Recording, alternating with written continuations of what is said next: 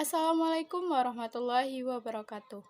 Kami dari kelompok 2 kelas 12 IPS 2. Di sini kami akan mempresentasikan materi pembelajaran pendidikan agama Islam, yaitu faktor-faktor kemajuan peradaban Islam di dunia.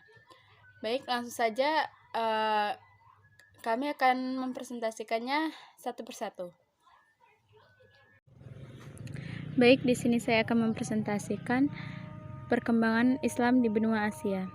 Yang pertama ada negara India. Islam masuk ke India pada abad ke-7. Bukti perkembangan Islam di India adalah dengan berdirinya kerajaan Islam serta peninggalannya. Kerajaan-kerajaan Islam yang ada di India, pertama kerajaan Sabak Takin, kerajaan Ghazni, kerajaan Mamalik, kerajaan keturunan Khilji, kerajaan Taghlaq. Yang kedua yaitu negara Pakistan. Pakistan merupakan negara yang memisahkan diri dari India. Pada abad ke-13 sampai dengan 15, agama Islam berkembang dengan pesat di India, dengan bukti adanya kerajaan-kerajaan Islam di India dan bangunan-bangunan tempat ibadah. Arti penting negara ini dalam sejarah perkembangan Islam terutama disebabkan dua hal berikut ini. Satu, perjuangan politik berlangsung pada waktu yang sama dengan perjuangan orang Hindu di India. Perjuangan itu bertujuan untuk mendirikan negara tersendiri bagi umat Islam. Kedua, Pakistan berperan penting dalam pengembangan ilmu pengetahuan dan filsafat serta berhasil melahirkan sejumlah lembaga pengkajian Islam dan intelektual muslim berkaliber internasional. Kemudian negara ketiga yaitu Afghanistan. Agama Islam masuk ke Afghanistan sejak masa Khalifah Umar bin Khattab. Pada masa Khalifah Utsman bin Affan, Islam telah masuk ke Kabul, dan pada tahun 870 Masehi, Islam telah mengakar di seluruh negara Afghanistan. Perkembangan Islam di Afghanistan selanjutnya berjalan dengan pesat, tidak ada hambatan, dengan bukti penduduk Afghanistan 99% beragama Islam. Keempat yaitu Tiongkok. Agama Islam masuk ke wilayah Tiongkok sekitar abad ke-10, yaitu langsung dari bangsa Arab dan para saudagar yang datang dari India. Agama Islam masuk ke Tiongkok melalui perdagangan darat dan laut yang disebut Jalan Sutra. Adapun pertama kali terjadinya penyebaran Islam Tiongkok yaitu pada masa dinasti Tang. Yang kelima yaitu negara Singapura. Perkembangan Islam di Singapura boleh dikatakan tidak ada hambatan, baik dari segi politik maupun birokratis. Muslim di Singapura kurang lebih 15% dari jumlah penduduk, yaitu 476.000 orang Islam. Sebagai pusat kegiatan Islam ada kurang lebih 80 masjid yang ada di sana. Pada tanggal 1 Juli 1968 dibentuklah MUI Majelis Ulama Islam Singapura, yang mempunyai tanggung jawab atas aktivitas keagamaan, kesehatan, pendidikan, perekonomian, kemasyarakatan, dan kebudayaan Islam. Yang keenam yaitu Thailand. Agama Islam masuk ke Thailand melalui kerajaan Pasai Aceh. Ketika kerajaan Pasai ditaklukkan Thailand, Raja Zainal Abidin dan orang-orang Islam banyak yang ditawan. Setelah membayar tebusan, mereka dikeluarkan dari tawanan, dan para tawanan tersebut ada yang pulang dan ada juga yang menetap di Thailand, sehingga mereka menyebarkan agama Islam. Yang ketujuh yaitu Filipina. Berdasarkan catatan Kapten Thomas Ford tahun 1775 Masehi, orang Arab mula-mula masuk Pulau Mindanao, Filipina adalah Mubalik yang bernama kebungsuan pada abad ke-15 Masehi. Sedangkan yang menyebarkan agama Islam di Pulau Sulu ialah Syed Abdul Aziz, Sidi Abdul Aziz dari Jeddah. 8 yaitu Malaysia atau Malaka. Seorang ulama bernama Sidi Abdul Aziz dari Jeddah berhasil mengislamkan pejabat pemerintah Malaka. Kemudian terbentuklah kerajaan Islam di Malaka dengan rajanya yang pertama Sultan Permaisura. Setelah beliau wafat diganti oleh Sultan Iskandar Shah, dan penyiaran Islam bertambah maju pada masa Sultan Mansur Shah 1414 hingga 1477 Masehi. Sultan suka menyambung tali persahabatan dengan kerajaan lain seperti Siam, Majapahit, dan Tiongkok. Yang terakhir yaitu Brunei Darussalam. Agama Islam di Brunei dapat berkembang dengan baik tanpa ada hambatan. Bahkan agama Islam di Brunei merupakan agama resmi negara. Untuk pengembang pengembangan agama Islam lebih lanjut telah didatangkan ulama-ulama dari luar negeri, termasuk dari Indonesia. Masjid-masjid banyak didirikan umat Islam di Brunei menikmati kehidupan yang benar-benar sejahtera sesuai dengan namanya Darussalam, yang artinya negeri yang damai. Perkembangan Islam di benua Afrika. Dakwah Islam telah memasuki benua Afrika semenjak Rasulullah SWT masih hidup. Pada tahun kelima dari kenabian, Rasulullah SWT memerintahkan beberapa orang sahabatnya berjumlah 15 orang, 11 orang laki-laki dan 4 orang wanita untuk berhijrah ke Habsyah, Ethiopia. Hijrah ini dipimpin oleh Utsman bin Mazun yang bertujuan untuk menghindari penyiksaan-penyiksaan dan menyelamatkan diri dari kaum kafir Quraisy serta mendakwah agama Islam.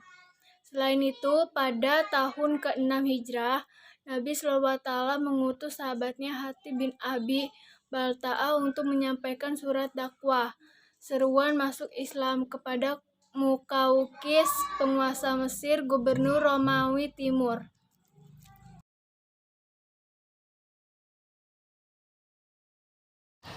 3. Perkembangan Islam di benua Amerika. Menurut arkeolog, Islam masuk ke benua Amerika jauh sebelum Columbus menginjakan kakinya di sana pada tanggal 21 Oktober 1492. Amerika merupakan negara demokrasi liberal sekaligus sekuler atau menganut prinsip pemisahan antara agama dan negara. Semula agama Islam dianggap agama para imigrasi Timur Tengah atau Pakistan, sehingga muncul sesuatu kekuatan Islam yang disebut Black Muslim. Black Muslim didirikan oleh Elijah Muhammad di Chicago. Black Muslim didukung oleh para orang-orang kulit hitam yang berjuang menuntut persamaan hak. Elijah Muhammad mengambil prinsip ajaran agama Islam yang tidak membeda-bedakan warna kulit. Elijah berdakwah melalui media massa dengan menerbitkan majalah Muhammad Speak tahun 1960. Elijah meninggal pada tanggal 25 Februari 1975.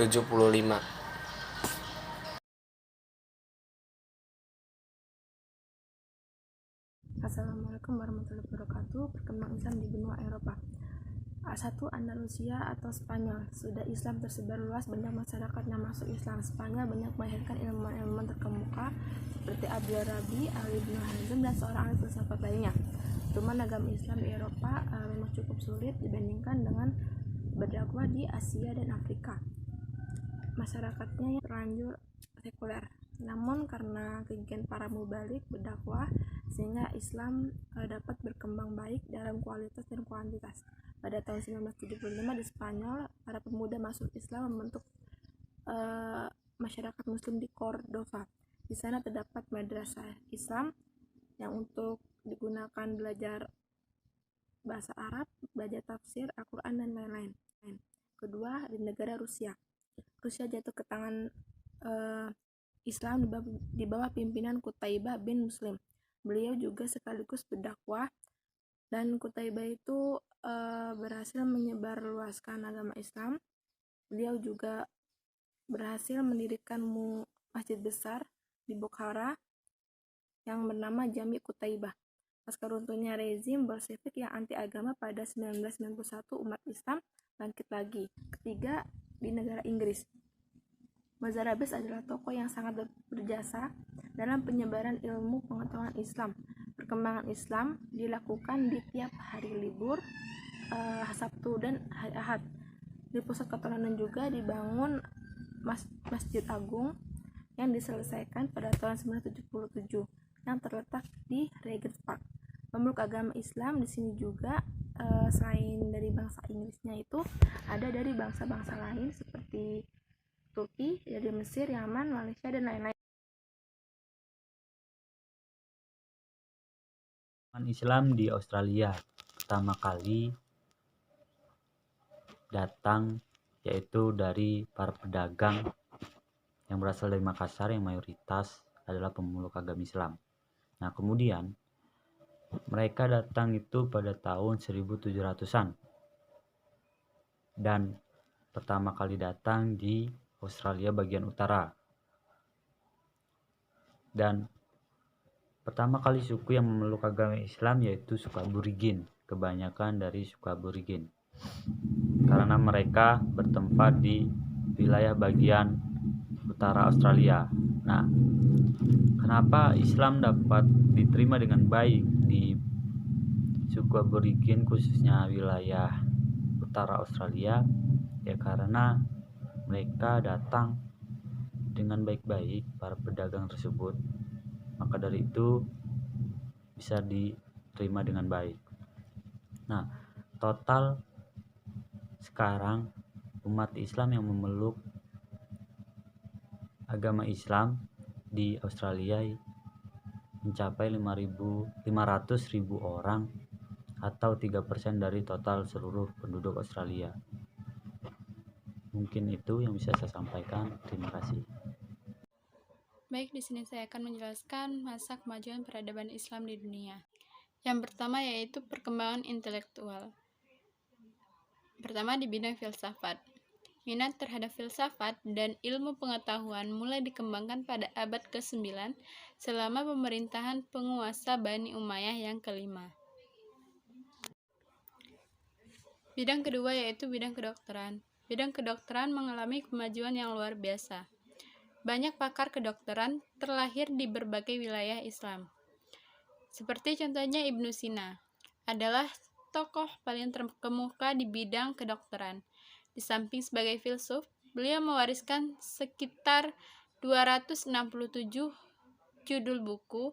Salah satunya yaitu Al-Qanun fi At-Tib, merupakan buku yang terkenal di bidang kedokteran. Yang ketiga yaitu di bidang astronomi. Di bidang astronomi, banyak bermunculan para pakar seperti Ibrahim ibnu Yahya al-Naqash. Ia dapat menentukan waktu terjadinya gerhana matahari dan menentukan berapa lamanya. Ia juga berhasil membuat teropong modern yang dapat menentukan jarak antara tata surya dan bintang-bintang. Yang keempat yaitu di bidang matematika. Dalam bidang matematika dikenal beberapa nama tokoh yaitu Al-Khwarizmi. Di samping sebagai pakar astronomi dan geografi, ia juga ahli matematika sekaligus penemu angka 0 dan penemu salah satu cabang ilmu matematika yaitu algoritma. Yang kelima yaitu bidang fisika. Dalam bidang fisika, Abdul Rahman Al-Hazani menulis kitab Mizanul Hikmah pada tahun 1121 sebagai karya fundamental dalam ilmu fisika di abad pertengahan. Mewujudkan tabel berat jenis benda cair dan padat, dan berbagai teori tentang fisika. Al-Kindi, di samping sebagai pakar filsafat, ia juga seorang fisikawan muslim. Al-Kindi bahkan mewariskan sekitar 256 jilid buku. 15 buku diantaranya khusus mengenai meteorologi, anemologi, udara atau iklim, kelautan, mata dan cahaya, dan 2 buah buku mengenai musik. Yang selanjutnya yaitu di bidang kimia. Jabir ibnu Hayyan, masternya ilmu kimia yang diakui oleh dunia. Ide-ide eksperimen Jabir sekarang lebih dikenal sebagai dasar untuk mengklarifikasi unsur-unsur kimia, utamanya pada bahan metal, non-metal, dan penguraian zat kimia. Pada abad pertengahan, karya-karya beliau di bidang ilmu kimia, termasuk kitabnya yang masyhur, Kitab Al-Kimia dan Kitab As-Sab'in, sudah banyak diterjemahkan ke dalam bahasa Latin. Terjemahan Kitab Al-Kimia bahkan telah diterbitkan oleh orang Inggris bernama Robert Chester tahun 1444 dengan judul The Book of the Composition of Alchemy. Kemudian bidang yang selanjutnya itu bidang sejarah dan geografi. Dalam bidang sejarah dan geografi, wilayah Islam bagian barat melahirkan banyak pemikiran terkenal, seperti Ibnu Jubair dari Valencia yang menulis tentang negeri-negeri Muslim Mediterania. Kemudian ada Sisilia dan Ibnu Batuhah dari Tangier yang mencapai Samudra Pasai dan Cina. Kemudian ada Ibnu Al-Khatib yang menyusun riwayat Granada. Sedangkan Ibnu Khaldun dari Tunis adalah perumus filsafat sejarah. Semua sejarawan di atas bertempat tinggal di Spanyol, yang kemudian pindah ke Afrika.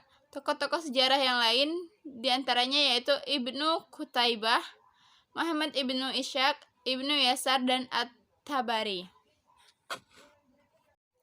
Dalam bidang geografi, Zamakhsyari, seorang Persia, menulis Kitabul Amkina wa Jibal wal Miyah atau The Book of Place, Mountain and Water. Yakut menulis Mujamul Buldan atau The Persian Book of Place tahun 1228, berupa suatu daftar ekstensif data-data geografis menurut abjad termasuk fakta-fakta atas manusia dan geografi alam, arkeologi, astronomi, fisika, dan juga geografi sejarah. Bidang selanjutnya yaitu di bidang geometri. Geometri adalah cabang matematika yang menerangkan sifat-sifat garis, sudut, bidang, dan ruang. Ilmu geometri dapat dimanfaatkan antara lain untuk kepentingan para perancang bangunan agar kokoh dan tahan terhadap goncangan atau bertahan lama. Tokoh-tokoh antara lain yaitu Al-Khawarizmi, An-Nuraizi, Ali Hasan, Ibnu Haytham, dan Umar Khayyam. Kemudian dalam bidang kesenian, dalam bidang musik dan seni suara, Spanyol Islam mencapai kecemerlangan dengan tokohnya Al-Hasan Ibnu Nafi yang dijuluki Zaryab. Setiap kali diselenggarakan pertemuan dan jamuan, Zaryab selalu tampil mempertunjukkan kebolehannya. Ia juga terkenal sebagai pengubah lagu. Ilmu yang dimilikinya itu diturunkan kepada anak-anaknya, baik pria maupun wanita, dan juga kepada budak-budak, sehingga kemasyhurannya tersebar luas.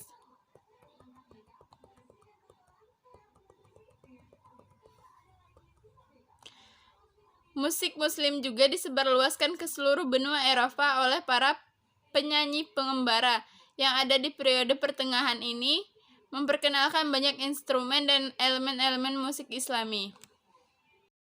Kemudian bidang yang selanjutnya yaitu bahasa dan sastra. Bahasa Arab telah menjadi bahasa administrasi dalam pemerintahan Islam di Spanyol. Hal itu dapat diterima oleh orang-orang Islam dan non-Islam. Bahkan, penduduk asli Spanyol menomorduakan bahasa asli mereka. Mereka juga banyak yang ahli dan mahir dalam bahasa Arab, baik keterampilan berbicara maupun tata bahasa. Di bidang sastra, terdapat juga kemajuan yang sangat berarti dan melahirkan banyak tokoh, yaitu Ibnu Rabih, seorang pujangga yang sezaman dengan Rahman III yang mengarang Al-Farid dan Al-Aghani.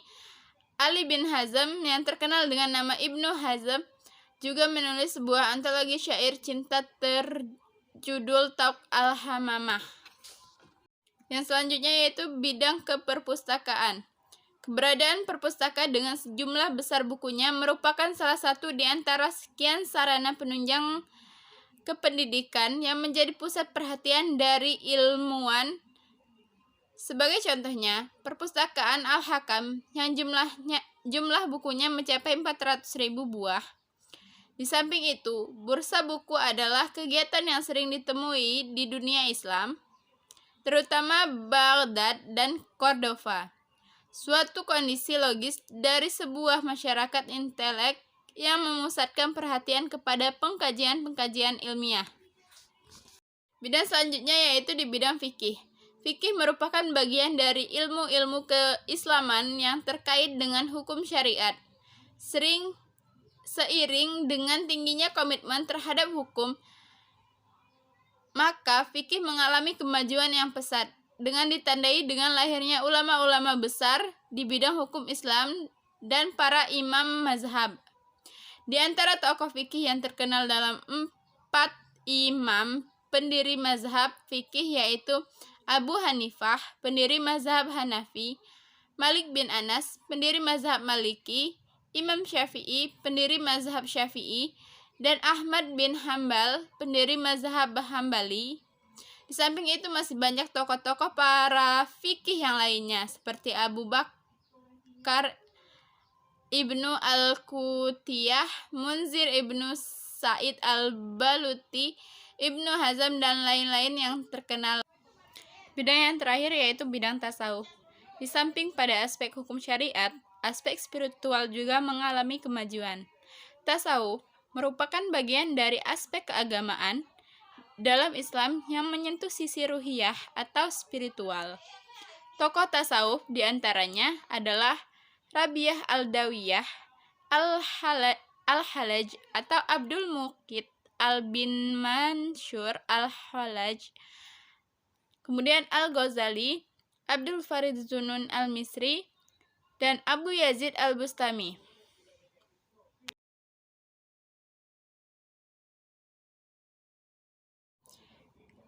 Kesimpulannya, pada masa keemasannya, peradaban Islam mengalami kemajuan di semua bidang kehidupan.